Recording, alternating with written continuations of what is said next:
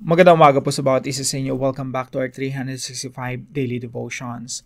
Hello po kay Ate Arlene Medina. Hello po sa inyo, Ronald Diaz and Marilyn Rojas. Maraming salamat po sa inyong pagsubaybay dito sa ating channel. Natutuloy po natin ating series patungkol po sa Understanding the Gospel. So ginagawa ko po itong series na ito upang yung mga bagong mga Kristiyano lumalim po sa pagkakaunawa. Ano ba talaga Ebanghelyo? Ebanghelyo is the main message of the Bible. So maganda maunawaan talaga natin ito. At the same time, gusto ko rin yung mga matatagal na mga Kristiyano na mas lalo pang lumalim sa pagkakaunawa. Ano ba yung ibig sabihin ng gospel or mabuting balita? Now, yung talata po na pag-aaralan natin ngayong umaga ay magmumula po sa Mark chapter 1 verse 14 and 15. Sabi po rito, after John was put in prison, by the way, si John, siya yung forerunner ni Jesus. Ibig sabihin, siya yung nauna. Kumbaga, herald ang tawag ron eh. Siya yung nagprepare, naghahanda ng daraanan ng ating Panginoong Jesucristo. So, basically, si John yung tagapaghanda ng pagdating ng Ebanghelyo ng ating Panginoong Jesucristo. So, nung si John, he was put in prison, Jesus went into Galilee, proclaiming the good news of God. The time has come, he said. The kingdom of God has come near. Repent and believe the good news. So ito po yung mensahe ng ating Panginoong Jesucristo, yung good news, yung gospel. Sa Tagalog po ng mabilanggo si Juan na tagapagbautismo, pumunta si Jesus sa Galilea at ipinangaral doon ang magandang balita na mula sa Diyos. So si Jesus Christ, ang laman ng preaching niya, yung good news, yung gospel. Gospel na mula sa Diyos. Sinabi niya, dumating na ang takdang panahon. Malapit na ang paghahari ng Diyos. Pagsisihan ninyo ang inyong mga kasalanan at maniwala kayo sa magandang balita. Now, meron po tayong tatlong teaching ngayong umaga. Sasagutin po natin yung tanong na what is God's good news? So again, ang goal natin, mas lalo tayong lumalim sa pagkakaunawa. Ano ba yung gospel? Ano ba yung good news? Ano ba yung preaching ng ating Panginoong Jesucristo? So unang-una po, the kingdom of God came to conquer the kingdoms of the world. That's the good news. Kasi po, naalala yung devotion natin kahapon, no? Ever since tinukso ni Satanas, sila Adan at Eva, yung mga kaharian dito sa mundo, yung mga nations, yung mga bansa, mga ethnic groups, sila ay nasa ilalim ng kapangyarihan ni Satanas. Sila lahat ay sumasamba sa mga Diyos-Diyosan. At basically, ang Diyos nila si Satanas. Yung authority na kay Satan. Kaya si Satan, nung tinukso niya si Jesus Christ, merong isang tukso doon na sinabi ni Satan, okay, Jesus, just bow down and worship me. I will give you all the nations, the splendor of the nations. Yung kagandahan, nakikita yung karangyaan ng mga bansa. Bibigay ko lahat sa ito. So isipin nyo si Satanas, may authority siya sa mga nations. Sabi niya, bibigay ko sa iyo lahat to. Kung magpapatira pa ka sa akin, kung sasamba ka sa akin. Sabi ni Jesus Christ, no way. No? Kasi hindi ikaw ang magbibigay ng mga bansa sa akin. Ang magbibigay ng mga bansa sa akin, yung Diyos, yung aking Ama na nasa langit. Siya yung magbibigay ng mga bansa sa akin at gagamitin ko yung aking mga disipulo, yung church, to advance. Kaya yung Panginoong Jesucristo, sabi niya sa mga disciples, go disciple the nations. Gawin yung mga tagasunod ko lahat ng mga bansa. Kasi si Jesus Christ, meron siyang kaharian na paparating. At yung kaharian na yun, sasakupin niya yung mga kaharian ng mga tao. So, that's the good news. No? Hindi tayo pinabayaan ng Diyos sa ilalim ng kapangyarihan ng Satanas. Sa halip, dumating ang Panginoong Jesucristo para samsamin yung mga bansa sa ilalim ng kapangyarihan ng Satanas at maging kanya sa pamamagitan ng Ebanghelyo. So, yung Ebanghelyo, pinapangaral natin yan eh. Pinapakalat natin hanggang sa mga bansa magsiluhuran sa ating Panginoong Jesucristo. So, the kingdom of God came to conquer the kingdoms of the world.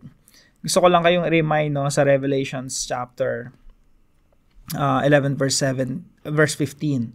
The kingdom of the world has become the kingdom of our Lord and His Messiah, and He will reign forever and ever. Ang paghahari sa sanlibutan ay paghahari na ngayon ng ating Panginoon at ng kanyang Kristo. Maghahari siya magpakailanman. So talagang yung kingdom of the world, magiging kingdom of God, kingdom of our Lord Jesus Christ. So kung mapapansin niyo po sa talata na inaaral natin, no, sabi rito, the kingdom of God has come near. Dumating na ang takdang panahon, malapit na ang paghahari ng Diyos. So, sabi ni Jesus Christ, yung laman ng preaching niya, malapit na dumating ang paghahari ng Diyos. Actually, pag binasa niyo po sa Greek yon, engidzo, na ang ibig sabihin po nito ay at hand. Yung halos parang abot kamay mo na, isang dipa mo na lang. Kumbaga sa takbuhan, sa race, sa running, isang dipa na lang, finish line na.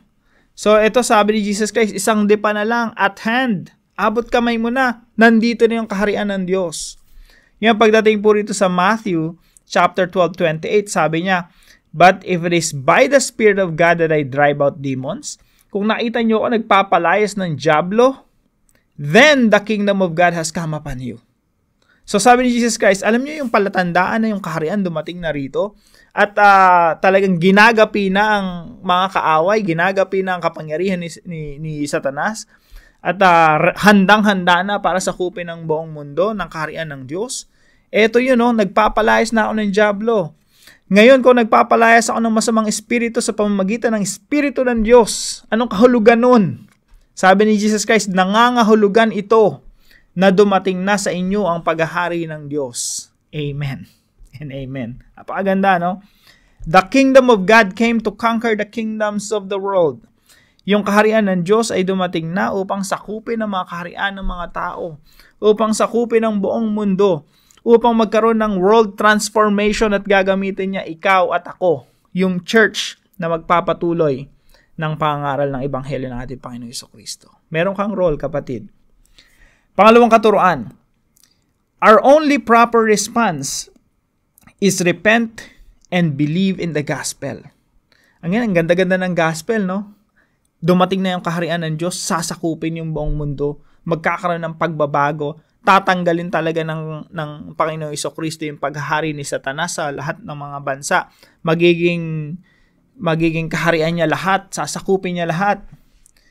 Ngayon, tayo na mga nakakarinig ng Ebanghelyo, kung ikaw first time mo rito sa video na to, isa lang yung response mo dapat. Repentance. Magsisi, magsatalikod sa ating mga kasalanan. So, our only proper response is repent and believe in the gospel. Panampalatayahan itong mabuting balita ng pagdating ng paghahari ng Diyos sa pamamagitan ng Panginoong Jesucristo. So, isipin niyo po, no? Yung mga matatagal na mga Kristiyano, yan yung encounter natin with the Lord Jesus Christ. The moment you encounter the gospel, talagang pipilitin ka nito na magsisi sa iyong mga kasalanan, magsisi sa ating mga kasalanan, talikuran ng, meron talagang transformation na mangyayari sa sarili natin. Ang kasunod po niyan, transformation ng ating mga relationship sa pamilya, sa ating komunidad. And later on po, pag pinagsama-sama mo yung epekto niyan, magkakaroon ng world transformation. So isipin niyo po, no, yung repentance, yung mga taong nagsisisi, tinatalikuran ng kanilang mga kasalanan, yung tinatalikuran si Satanas at ang kapangyarihan ng Satanas, parami. At hindi po titigil ang Ebanghelyo hanggat hindi nasasakop lahat ng mga bansa sa mundo. Our only proper response is repent and believe in the gospel. Kaya kung bago ka, dito sa channel na to, first time mo to na-encounter, kapatid, kailangan magsisi sa iyong mga kasalanan, talikuran ng mga kasalanan at magpasakop sa paghahari ng Diyos sa pamamagitan ng ating Panginoong Jesucristo. Pangatlo po, the gospel made us citizens of the kingdom under King Jesus. Yung good news, kung makikita niyo po, sabi sa talata natin sa Mark 1:15, sabi ni Jesus Christ, merong kingdom of God. Kung merong kingdom of God, merong citizens of the kingdom. Yung kingdom of God, hindi galing dito sa mundo eh. Yung kingdom of God, galing sa langit, bumababa, sinasakop yung mga kaharian ng lupa. Kaya po sabi ng Panginoong Jesucristo, no, sa kanyang panalangin na tinuro sa mga disciples, sabi niya, ganito kayo manalangin, your kingdom, our Father in heaven, hallowed be your name, your kingdom come. Dumating ang iyong kaharian dito sa lupa. Your will be done on earth as it is in heaven. Anong ibig sabihin nun? Yung kaharian mo, mapasa amin, sakupin kami, magkaroon ng pagbabago rito at mangyari dito sa lupa ang kalooban mo. So, merong kingdom of God, merong kingdom citizens. Kung yung kaharian ng Diyos galing sa langit, tayo na nabibilang sa kaharian ng Diyos, ay tinatawag rin kingdom citizens. Ibig sabihin, citizens, mamamayan ng kaharian ng Diyos. Sa ibang sulat ni Apostol Pablo, ano tayo our citizenship is in heaven. Kaya po, ang nangyayari, yung heaven, yung kagandahan ng langit, yung kalooban ng Diyos na nagaganap sa langit, dinadala natin dito sa lupa.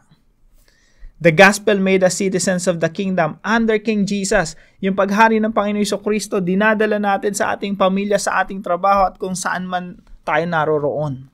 Now, pagmuni-munihan po natin yung ating application. No? Unang-una, number 1. Play your role in the advancing kingdom of God. Ang bawat isa po sa atin merong role, merong gagampanin, merong tungkulin sa kaharian ng Diyos. Yung kaharian ng Diyos, advancing yan, lumalaganap yan. Talagang merong transformation na magaganap dito sa mundo. Tayo po merong role. Ipinapangaral natin ang ebanghelyo ng ating Panginoon Jesucristo, yung gospel of the kingdom. Yung advancement of the kingdom of God, may parte po tayo dyan kasi tayo yung inutusan ng Diyos na go disciple the nations. Humayo kayo, gawin yung alagad lahat ng mga bansa. So, play your role in the advancing kingdom of God. Huwag tayong alam niyo, malamya, no, sa karya. Talaga, ibigay natin yung buhay natin sa lumalaganap na karyaan ng Diyos. Kasi, with or without you, the kingdom of God will advance. Saan mo pagagamitin yung buhay mo, no? Kung merong ganitong nangyayari dito sa mundo na ginagawa ng Diyos, why not give your all to this endeavor? So, play your role in the advancing kingdom of God. Pangalawa po, repent and believe in the gospel. Kung ikaw ay ngayon mo lang na-encounter ito, no? Talikuran mo ang iyong mga kasalanan, sumunod ka sa Panginoong Jesucristo, panampalatayahan mo na mayroong Kristo na naghahari dito sa mundo at dapat pagharian ka niya. Right now, simula ngayon. Repent and believe in the gospel. At the same time, ito rin yung mensahe natin sa mga hindi pa nakakilala sa ating Panginoong Jesucristo upang sila rin ay magsisi sa kanilang mga kasalanan, manampalataya sa Panginoong Jesucristo at maging membro, maging kapamilya ng kaharian ng Diyos dito sa lupa. Repent and believe in the gospel. That's our experience and that is our message to other people. Pangatlo po, live on earth as citizens of heaven. Napakalaga po nito. Our citizenship is in heaven, but at the same time, we're living here on earth. So ano pong ibig sabihin nito? Kung ang Panginoong Jesucristo ay galing sa langit, dinala niya rito sa mundo yung kaharian ng Diyos Ama. Tayo rin po ay nagiging citizens of heaven, mamamayan ng langit. At the same time, we're conquering the kingdoms of the world. We're conquering this world for the glory of God. And when we say conquering, yun talagang sinasakop natin yung mundo para maging kaharian ng Diyos. Ito po ay, hindi po ito galing hindi po ito kakayanin sa pamamagitan ng ating lakas. We are commanded by our Lord to do it by the power of the Holy Spirit. Now, so tayo po, pinapalaganap natin yung kaharian ng Diyos dito sa lupa through the preaching of the gospel with an assurance that it will become victorious. Ito po ay magiging matagumpay. Now tayo po, testimony rin tayo yung buhay natin. Kung ipinapamuhay natin yung ating citizenship, which is in heaven, ibig sabihin meron talagang transformation na mangyayari sa buhay natin at yung transformation na yon contagious. Ibig sabihin, nakakahawa. Pati pamilya mo, amoy na amoy yung pagbabago sa iyong buhay. Kitang-kita nila, damang-dama nila ang pagbabago sa iyong buhay. At yung transformation na yun, dadaloy sa iyong pamilya, sa iyong mga kaibigan, sa iyong trabaho, at sa lahat ng hawakan ng iyong mga kamay. Merong epekto yung ebanghelyo ng ating Panginoong Jesucristo. So, live on earth as citizens of heaven. Now, para po sa ating discussion, what have you learned from today's devotion? Medyo talagang jam-pack yung discussion natin, no? Ano yung natutunan mo? Paano mo ito isa sa buhay? Para naman po sa ating panalangin, Lord, thank you for loving me and making me your child. I repent of my sins. Forgive me for having evil thoughts. I pray that you will use me mightily for the expansion of your kingdom. Make me your instrument to bring transformation in this world. Fill me with knowledge and wisdom. Deepen my knowledge of the gospel. Enable me to become an agent of change for your glory and honor. I pray this in Jesus' name.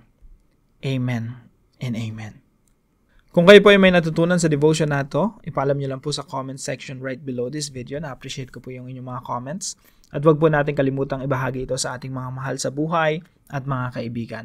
Maraming salamat po. Magkita-kita po tayo muli tomorrow 5 a.m. dito sa ating Daily Devotion.